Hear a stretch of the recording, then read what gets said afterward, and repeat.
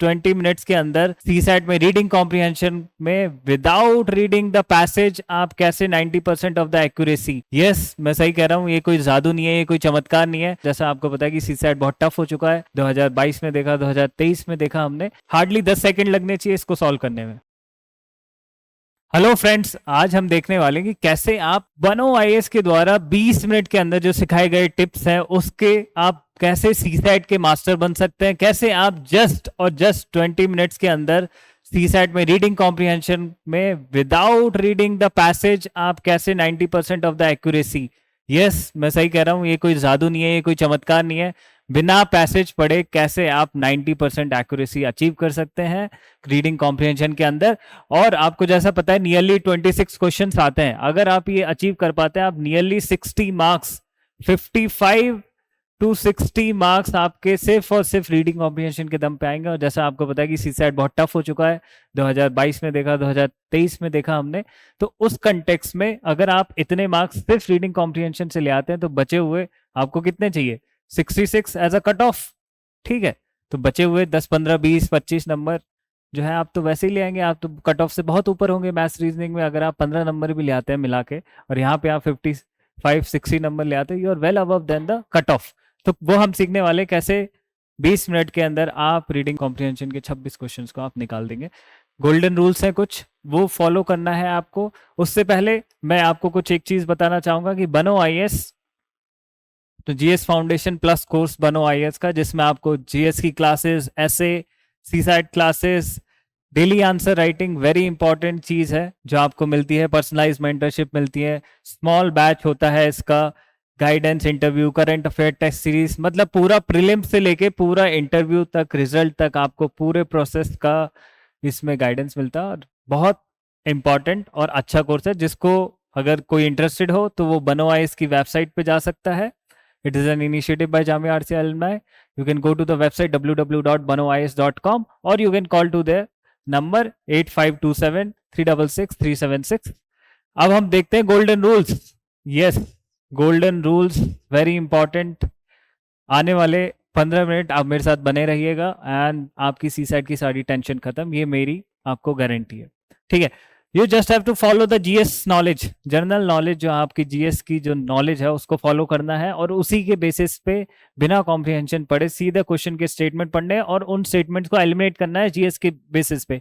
कौन कौन से स्टेटमेंट को आप एलिमिनेट करेंगे, illogical, irrational, extreme, extreme statements and against the common GS knowledge. जो जीएस नॉलेज के हिसाब से जो लॉजिकल लगे आपको, इरेशनल लगे, एक्सट्रीम लगे, जो कॉमन नॉलेज के हिसाब से सही नहीं है, वो स्टेटमेंट्स को आप आसानी से एलिमिनेट करेंगे बिना reading the passage. Read only the statements and eliminate them and reach to the answer. अगर मान लो कि कहीं पे ऐसा लगता है आप कंफ्यूज है, आपने कुछ एलिमिनेट कर दिया फिर भी दो में कंफ्यूजन है कि ये भी हो सकता है वो भी हो सकता है, इफ दैट कंफ्यूजन है तभी सिर्फ पैसेज पढ़ना है और उसको भी बीच से पढ़े। पूरा इतना बड़ा पैसेज है, मिडल ऑफ द पैसेज से पढ़े, ठीक है, और कंक्लूड नहीं करना, तभी पैसेज ही पढ़ना है। और इस बेसिस पे rule number 1, rule number 2 and rule number 3 के बेसिस पे आप 4 से 5 साल के आप सीसैट के रीडिंग कॉम्प्रिहेंशन के प्रीवियस ईयर क्वेश्चंस लगा लीजिए, यूपीएससी के आंसर की से साथ कैलिब्रेट कर लीजिए, मैच कीजिए and you will get the desired 90% accuracy result. मतलब आपकी टेंशन सीसैट की खत्म। ठीक है, तो हम इसके बेसिस पे अब कुछ प्रैक्टिस क्वेश्चंस देख लेते हैं। ठीक है, आप ही अभी मेरे सामने आप खुद सॉल्व करेंगे, आप खुद देख लेना। ये पैसेज है, हम पैसेज नहीं पढ़ रहे, हम सीधा जो है क्वेश्चंस पे आ रहे हैं सीधा। क्वेश्चन बोल रहा है unsustainability in the production pattern is due to which of the following. Unsustainability क्यों होगी प्रोडक्शन पैटर्न में, heavy dependence on fossil fuel, yes, fossil fuels होंगे तो अनसस्टेनेबल होंगे production. Limited availability of resource, resource जब लिमिटेड होंगे आपके तो अनसस्टेनेबिलिटी होगी, yes. Expansion of recycling, recycling तो सस्टेनेबिलिटी की तरफ ले जाती है ना, रिसाइकलिंग इज टुवर्ड्स सस्टेनेबिलिटी। ठीक है, तो recycling, by doing more recycling you will achieve more sustainability and less of unsustainability. So this will be eliminated if you eliminate 3, 1 and 2, 1 and 2. ठीक है, आपने स्टेटमेंट्स को एलिमिनेट किया, जीएस की knowledge लगाई है सीधी, और कुछ नहीं किया, आपने पैसेज नहीं पढ़ा है। As per the UPSC, this is a 2022 question, as per the UPSC A is the answer and you can see A is the answer. एक और क्वेश्चन देखते हैं, सेम पैसेज पे आया हुआ है। Develop country can support developing countries transition to sustainable human development. Develop countries कैसे developing countries को सस्टेनेबल ह्यूमन डेवलपमेंट के लिए सपोर्ट कर सकती है? Making clean energy available at low cost, yes they can support by making available clean energy at low cost, logical है GS के हिसाब से। Providing loans for improving their public transport at nominal interest rate, yes to improve public transport will achieve more sustainable human development. And loans को अगर बहुत nominal rate पे दिया जाता है तो डेवलपिंग कंट्रीज उसको लेके और वो अपना पब्लिक ट्रांसपोर्ट का इंफ्रास्ट्रक्चर बेटर कर सकती है। मतलब this is also right. Encouraging them to change their production and consumption pattern, तो दैट मीन्स अब यहाँ पे आपको सोचना चाहिए कि एनकरेज करेगी उनका change in the production and consumption pattern, that means developing countries has unsustainable production and consumption pattern. Is it really every time 100% correct? और इसका मतलब तो ये भी हुआ कि कौन सा इंकरेजमेंट करवा रहे हैं, वो जो चेंज करवा रहे हैं प्रोडक्शन और कंजम्पशन पैटर्न में, क्या उससे पॉजिटिव चेंज आएंगे? हो सकता है कि वो ऐसा हो, थोड़ा सा कंजम्पशन पैटर्न ऐसा हो कि कैपिटलिस्ट की तरफ हो, मटेरियलिज्म हो, बहुत ज़्यादा वेस्टेज हो रहा हो उसके अंदर, तो वहाँ तो सस्टेनेबिलिटी नहीं आ पाएगी। तो in that sense 3 is not always right.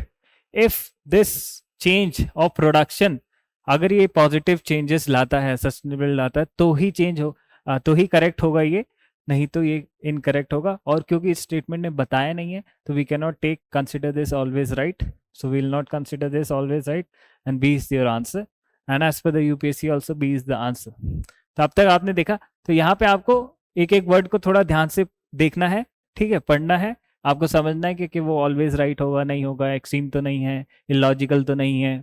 अब प्रैक्टिस के लिए हार्डली 10 सेकंड लगने चाहिए इसको सॉल्व करने में, हार्डली 10 सेकंड में आप इसे सॉल्व कर सकते हैं, ठीक है। दोनों स्टेटमेंट में कौन से स्टेटमेंट सही लग रहे हैं आपको, कौन से एलिमेंट कर सकते हो? Okay, over, let's do this. Following assumption, development of agriculture technology is confined to develop countries only. मतलब कन्फाइंड कि सिर्फ वहीं तक सीमित है, उसके अलावा कहीं है ही नहीं डेवलपमेंट ऑफ एग्रीकल्चर टेक्नोलॉजी, ये तो गलत बात है। मतलब डेवलपिंग कंट्रीज लाइक इंडिया के अंदर भी बहुत सारी एग्रीकल्चर टेक्नोलॉजीज डेवलप हो रही है, पूसा डिकम्पोजर सुना होगा आपने, ठीक है, लिक्विड नैनो यूरिया एक्सेट्रा। तो ये जो है अजम्पशन कैन नहीं लिया जा सकता है।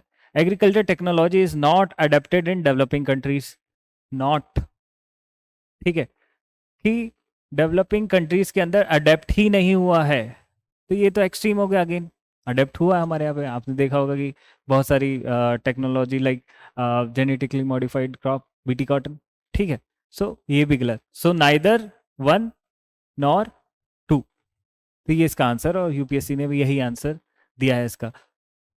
और क्वेश्चंस देखते हैं हम कुछ।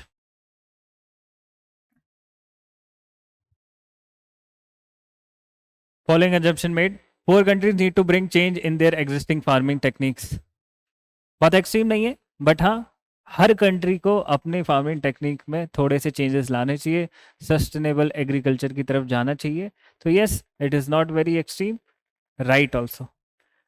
Developed countries have better infrastructure and they waste less food. Now this is extreme, this is blanket statement कि developed country कम waste food करती है बजाय डेवलपिंग कंट्री के। तो इसकी कोई रिसर्च, कोई स्टडीज या कोई ऐसी थ्योरी नहीं है जिससे ऐसा प्रूव हो सके, तो दिस इज रॉन्ग। हाँ, दिस कैन बी राइट कि they have a better infrastructure, that is okay, but this is not right, so we will made this, your answer is 1 and as per the UPSC also this is 1. Let's see this one. Passage implied most of the people do not accumulate money for their needs, ये तो गलत बात है, common knowledge गांव का कोई भी आदमी बता देगा ये, ठीक है। Most of the people never fail to accumulate money for their needs, ये भी कोई गांव का आदमी बता देगा, ठीक है, गलत है। Never fail to accumulate money for their need, ऐसा नहीं है। काफ़ी लोग हैं, काफ़ी लोग हैं जो कि अपनी नीड्स का पैसा नहीं accumulate कर पाते हैं। पॉवर्टी आपने देखा ही होगा, ठीक है, you know the numbers. There are people who fail to accumulate money for their, yes there are people. अब उसने ये नहीं बताया मोस्ट है, ठीक है, तो this is okay, this is okay अभी तक। सम अगर वो यूज करता सम पीपल फेल टू, वो भी सही होता, ठीक है। There is no need to accumulate money, ये तो गलत ही बात है कि कोई पैसे की जरूरत ही नहीं है, कोई accumulation करना ही नहीं है। है ना, नीड्स होती है, फ्यूचर प्लानिंग होती है, सब कुछ. So C is the answer. So this was only about common knowledge. इसमें तो जीएस भी नहीं चाहिए आपको. ठीक है, और क्वेश्चंस देखते हैं हम.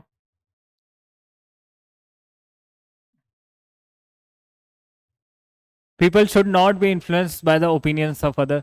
लोगों को दूसरे के ओपिनियन से इन्फ्लुएंस नहीं होना चाहिए. ठीक ठीक बात है, बहुत ज़्यादा एक्सट्रीम भी नहीं बोल रहा है. मे be may not B answer, अभी नहीं देखते हैं, देखते हैं कि क्या होता है आगे जाके. People should accumulate money as much as the. ये तो गलत बात है.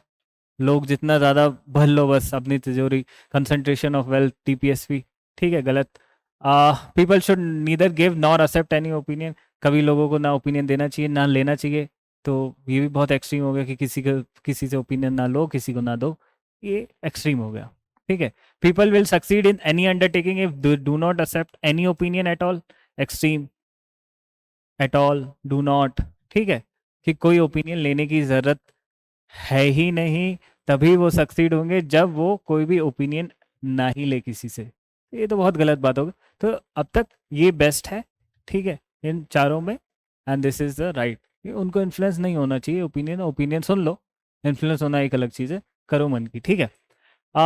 Growing in food for future generation will be a challenge. Yes, there will be a challenge for future generation. Population बढ़ रही है, लैंड प्रोडक्टिविटी घट रही है, तो इसलिए चैलेंज तो होगा. अब उसने ये नहीं बताया कि कितना बड़ा अगर वो बोलता कि there will be growing in food for future generation will be the very big challenge या बिगेस्ट चैलेंज, इस टाइप से कुछ बोलते तो थोड़ी एक्सट्रीमिटी जाती. Yes, this statement is right. It is okay. GS के हिसाब से सही बात कर रहा हो. Corporate farming is viable option for food security in poor countries. Corporate farming and poor countries. Capitalism, socialism. ठीक है. So you can understand that can not be a viable option overall. ठीक है. तो ये आपका क्या एज पर द जीएस. ठीक है. तो आपने देखा ही होगा कि when corporate farming comes in they are more profit seeking. ठीक है. सो जो पुअर फार्मर्स होंगे they have a less bargaining and everything. The land can be used extensively without any judicious land management, etc. And in the future they'll be on the losing side. So that's why we cannot say it's a viable option. ठीक है. तो क्योंकि आपने देखा होगा corporate farming के criticism में एक चीज़ ये भी होती है point. So that's how the answer is one and as per the UPSC also the answer is one. Let's see other questions. Now these are the some easy questions जहाँ पे आपको पैसेज पढ़ने की जरूरत नहीं पड़ी. But there will be certain questions जहाँ पे आप थोड़े कंफ्यूज होंगे, पैसेज को देखना पड़ेगा. बट पैसेज को पूरा स्टार्टिंग से नहीं देखना, मिडिल से देखना, अपना टाइम बचाना है. ठीक है. तो हम अपना टाइम बचाएंगे. ये पैसेज है कुछ, इस पे ये क्वेश्चन है. ठीक है, क्वेश्चंस को देख लेते हैं. इस selection cannot anticipate future environment on the earth as species not fully prepared to face the environment changes that await them will face extinction. Yes, those species will not those species who will not adapt, they will face extinction. अब वो extinction is a process. It's not that कि कल ही extinct हो रही. It might take thousands of years and so on, millions of years. ठीक है. Yes, they will extinct. All existing species, all. ठीक है, ऐसे वर्ड्स का ध्यान रखा करो जो एक्सट्रीमनेस लाता हो. ठीक है. All, do not, can not, must. ठीक है, इस टाइप से. All the existing species would get extinct. सभी एक्सटेंट हो जाएंगी as the genomes will not withstand biological mishap. तो ये तो गलत बात है कि सारी species including human will extinct, क्योंकि वो विथस्टैंड ही नहीं कर पाएंगे. आपने सुना होगा बायोलॉजिकल इवोल्यूशन नाम की कुछ चीज़ होती है. The genes, genomes, they will adapt and they will evolve. So this cannot be said, that this cannot be always right. ठीक है. Inability of genome to withstand environmental change will result in, yes, if there is an inability to withstand, there is an inability to adapt, they will face extinction. अब कब करेंगे, हो सकता है काफ़ी समय लग जाए, बट उसने कुछ ऐसा नहीं बोला कि they will face a result in the extinction in very near future or so and so. ठीक है. तो ये ठीक है. Extension of a species a common.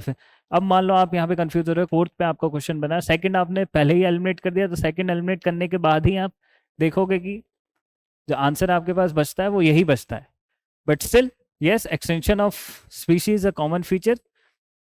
Certain species will get extinct in some years from now. Certain has already done. Nearly 90% of the species that ever exist on the earth, they have already extinct. we have also seen the 5 mass extinctions before, so yes it is a common feature. और वैसे भी आप 2 का eliminate करते हैं तो आप पहुंच जाते हैं आंसर पे। और देखते हैं हम questions. So this question says that the passage suggests Darwinian theory is not a theory at all because it does not satisfy creationist doctrine। मजा नहीं आ रहा, ठीक है, हो भी सकता है, नहीं भी।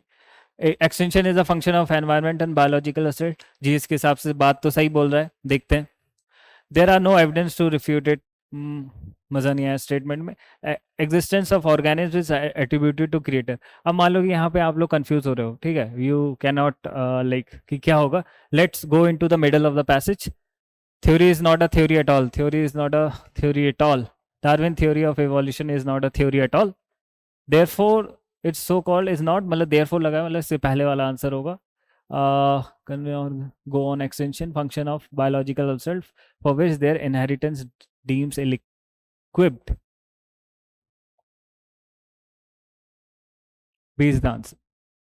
ठीक है, तो कभी कभी आपको मिडिल ऑफ द पैसेज या पैसेज के आसपास जाना पड़ सकता है अगर आप कंफ्यूज होते हैं।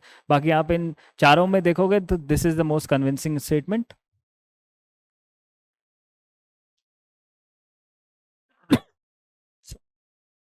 Let's see this passage is based on the idea that man should not work hard. गलत बात, मैन को हार्ड वर्क करना ही नहीं चाहिए, ये तो बहुत extreme. The great evil of our age is overstrain, may be may not be, yes the great evil overstrained, तनाव, people are overworked and so man cannot think well। all man बोल रहा है तो मतलब all सबको बोल रहा है कि सब सोच ही नहीं सकते हैं अच्छा अच्छे से। तो this is extreme blanket statement, सब पे blanket, stereotyped. Man cannot care for his spiritual welfare, some man can care, some man may not. So देखा जाए तो आपने एलिमिनेट कर दिया, this should be the answer and this is also logical. Great evil of our age is overstrain, कुछ बहुत गलत बात नहीं बोल रहा। अगर वो बोलता ग्रेटेस्ट इविल तो शायद हमें कुछ सोचना पड़ता, but there is no other contender also, and even if you look to the passage also you will find this as an answer।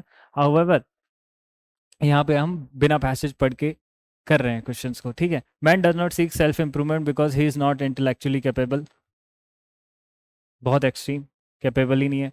Has no time to do so, मतलब ये भी बहुत अच्छा सा लॉजिक नहीं हुआ, but may be may not be, हो सकता है ऑथर ऐसा सोच रहा हो। Is distracted by the materialism, may be may not be. Loves amusement as is mentally ideal, amusement पसंद है उसे और मेंटली आइडल है वो, may be may not be, may be mentally idle. So probably थोड़ा सा एक्सट्रीम भी जा रहा है, बट ओके ओके भी। तो ओवरऑल आपको देखना ही है पैराग्राफ, ठीक है। So let's see the paragraph.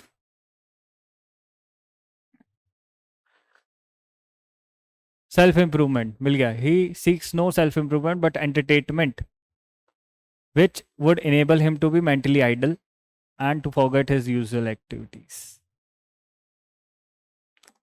So D is the answer। Therefore the so-called culture of our age is dependent more on cinema than on theater, more on magazines, crime story than on serious literature। So इंसान उसको जो भी खाली समय मिलता है over strain के बाद, ओवर वर्क के बाद, ओवर स्ट्रेस के बाद, सो उसमें उसको मनोरंजन चाहिए, अम्यूजमेंट, एंटरटेनमेंट चाहिए, और वो दिमाग को उस वक्त के लिए खाली रखना चाहता है, यूजुअल एक्टिविटीज़ में नहीं डालना चाहता उन परेशानियों को दिन भर की। तो the answer is, the answer would be B. Now हमने देखा यहाँ पे सारे, हमने कुछ क्वेश्चंस करके देखे, these were the questions of 2022 UPSC. You can similarly apply the same into 2021, 20, 2019 and other previous year questions of at least 4-5 years। ज़्यादा कर पाओ तो अच्छी बात है, बट एटलीस्ट 4-5 years अगर आप ये प्रैक्टिस करके जाते हैं तो ही इसे अप्लाई करना। So practice is calibrate this with the UPSC answer की, and I hope this rules and all those brought by Bano IS has helped you। 2024 prelims आ रहा है, आप इसको मास्टर कर लीजिए सो दैट आपका मैथ्स और रीजनिंग में अगर थोड़ा सा हाथ तंग भी है, so you can manage the CSAT and you, ऐसा नहीं होना चाहिए कि आपका प्रीलिम्स उठ रहा है just because of C SAT. So ये 20 मिनट के अंदर आप 26 क्वेश्चन अचीव कर पाएंगे, और नियरली अगर आप 90% एक्यूरेसी जो कि अचीव कर सकते हैं, पॉसिबल है इसके अंदर, तो नियरली आप 56 to 60 मार्क्स आपके बन जाएंगे और रेस्ट ऑफ द मार्क्स जो भी है 66 लाने होते हैं, थोड़े बहुत मार्क्स आप मैथ्स और रीडिंग से तो ले ही आओगे बचे हुए 1.5 घंटे के अंदर at least. So we wish you a very best of luck. And जो भी 2025 2026 जो भी लोग प्रिपेयर करना चाह रहे हैं आगे, they can either go for self study or they even want to join any good GS Foundation course. Then BanoIS has a very good GS Foundation course, GS classes, essay, CSAT, daily answer writing, personal mentorship, test series, current affair, small batch size so that more attention can be given, and interview guidance. I hope you like this video. Thank you for your attention.